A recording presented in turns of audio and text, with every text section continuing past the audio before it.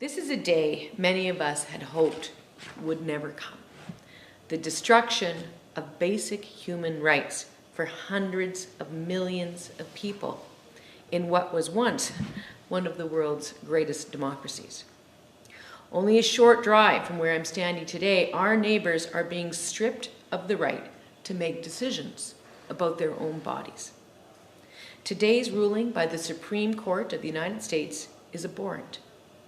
It destroys generations of hard-won progress towards equality for women, girls, and all people who can become pregnant.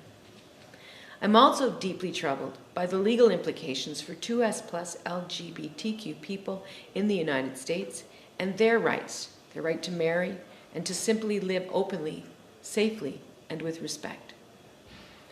Lives will be ruined as a result of this court decision, and make no mistake, people will die.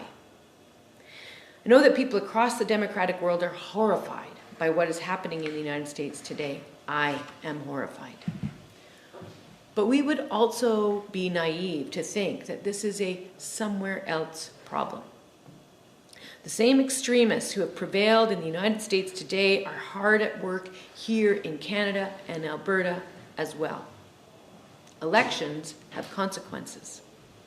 We know that many members of the UCP caucus and cabinet are explicitly supported by anti-choice extremists. And anti-abortion politicians cannot be allowed to duck this issue.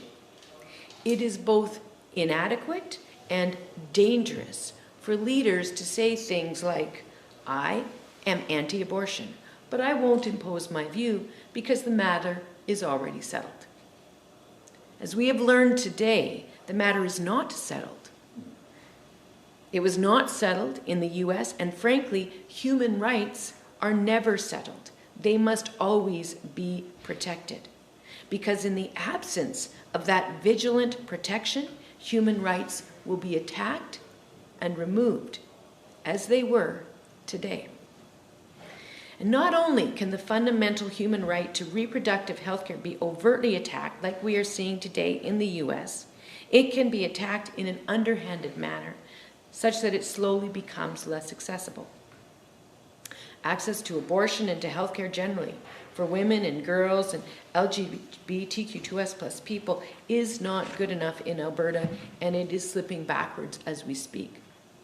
It is for this reason that I call today on every UCP leadership candidate for the job of Premier of this province to definitively state that they will never do anything to undermine the fundamental right to reproductive health care for women, girls, and people who can become pregnant.